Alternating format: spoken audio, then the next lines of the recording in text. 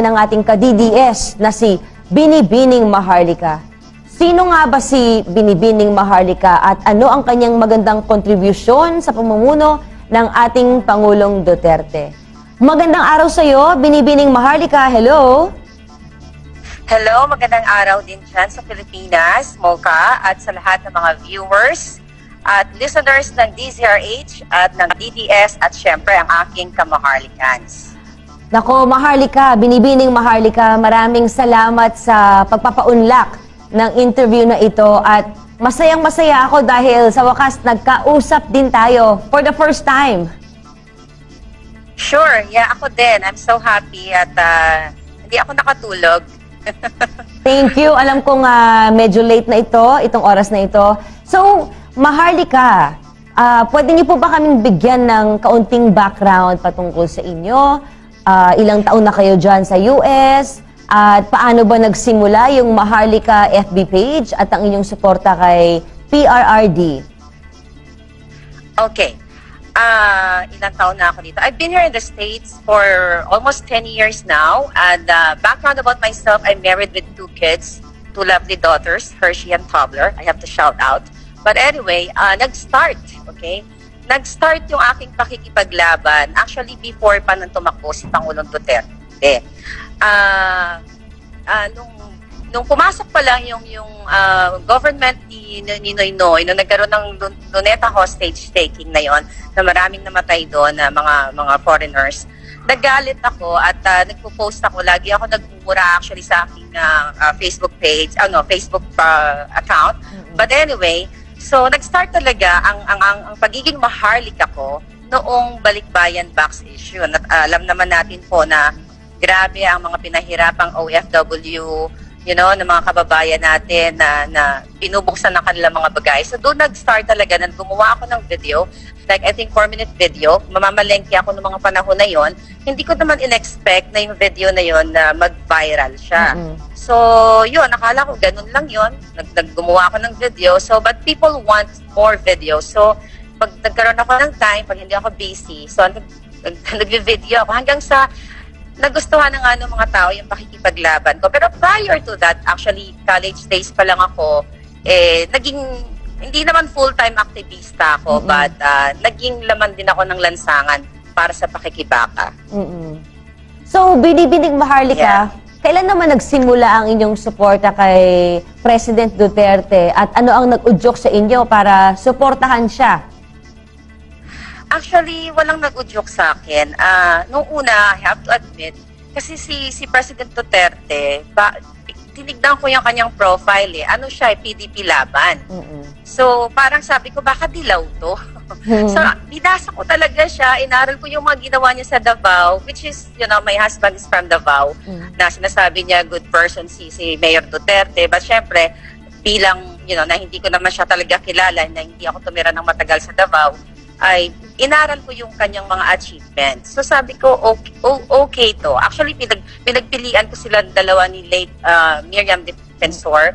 But sabi ko, for my own reason, sabi ko na I supported them, both of them. Pero at the end of, the day, napili ko, majority sa family namin, na sinuportahan namin si Pangulong Duterte kasi nga sa kanyang mga ginawa na magagandang bagay sa Davao at nasa kanyang simpleng pamumuhay. Although yung kanyang pamumuhay ay masyadong makulay. But I love that. Ngayon naman, let's talk about our Vice President. Hindi yung ngayon yung kilala mo naman yung sino? Yung fake VP. Hindi natin pag-uusapan yung fake Vice President ngayon. Okay. Ang pag-uusapan natin ay yung sinuportahan natin Vice Presidente noong nakaraang eleksyon. Kasi ako po, Dukay Duterte Cayetano. Kayo naman po ay BBM. Okay. So, kailan po kailan nagsimula ang inyong suporta kay BBM? At bakit siya po ang sinuportahan ninyo? Alam mo, Mocha, bago ko sasagutin ko na bakit ko siya sinuportahan. Actually, medyo mahaba, but sisimulan ko sa pinakaumpisa, syempre.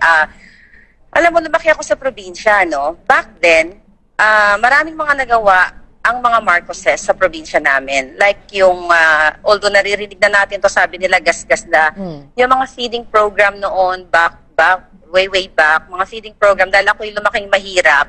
At kumbaga, hindi ko naranasang alam yung sikmura sa school. Hindi hindi ka, wala kang almusal, walang pumapasok sa brain mo dahil kulang ka sa pagkain, you know. Back then, di ba, ang ganda ng feeding program. So, again, ngayon, kung makikita naman natin kung ano na, you know, ngayon, nagre-recover na tayo kung ano yung mga nakarang administrasyon, kawawa yung mga mahihirap natin, mga kabataan at mga, you know, Pilipino. But anyway, doon sa sinuportahan ko si BBM, nakita ko kasi, alam mo itong, not only BBM, the whole Marcoses, nakita ko yung qualities, yung behavior nila, na kapag binabato sila, pinupukol na sila, hindi sila nakikipagbangayan, katulad ng mga dilawan siya, na parang mga, you know, mga basagulero. So parang, ang ginagawa nila, let the people decide, basta ito yung stand namin, ito yung side namin. So, kaya kumbaga nakuha ng mga Marcoses ang aking suporta. At saka, hindi lang yan, nung bata ako, ang daming programa sa amin sa probinsya. Like, Marcos lahat yun, may mga mothers club. Ang mother ko noon is member. So, busy ang mga tao sa probinsya dahil maraming mga activities. Noon, hanggang ngayon. Actually, kababayan ko si Rojas.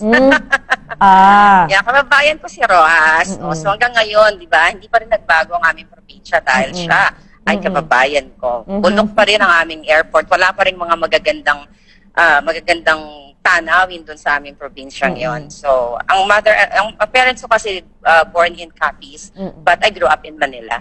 So, again, balik tayo kay BBM. BBM kasi, alam mo yung tungkol sa mga binabato sa kanila ng mga syempre, mga nag-o-oppose sa kanila. Para sa akin, hindi man ako nabuhay sa panahon na yon na yung sa murang edad. Alam ko, based on research, based on sa mga reported na totoong report, na ito ay mga gawa-gawa lang ng mga kalaban nila. Dahil kung naging mabuti sana yung mga Aquino, di ba, after Marcos, ano na ba ang nangyari sa ating bansa 31 years ago? Okay? Pag-usapan sa akin naman, sa akin naman, I don't care kung anong apelyido ng namumuno.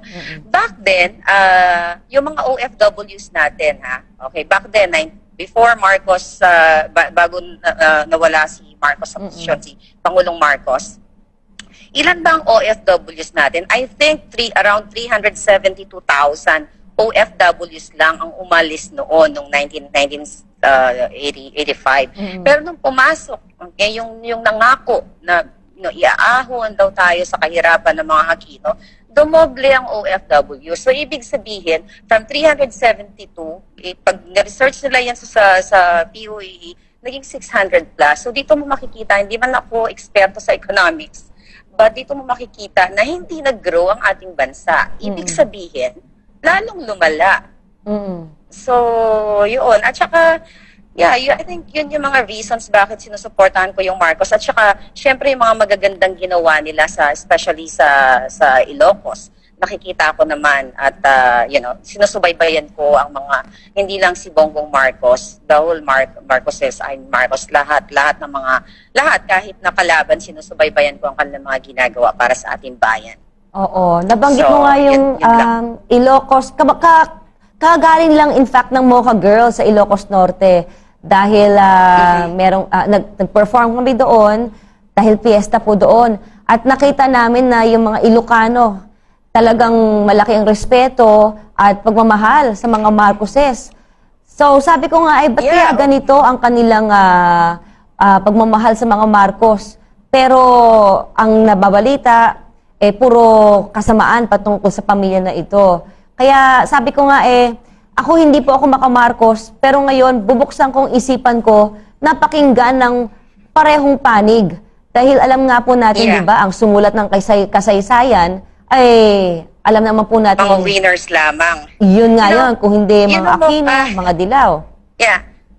Exactly. You know, meron kasi akong, yung kinukwento ko sa'yo regarding sa childhood ko, at saka, this is a first-hand information. Nakwento ko lang regarding sa EDSA, no, nung 1986. Ang husband ko kasi is like 5 years ahead of my age.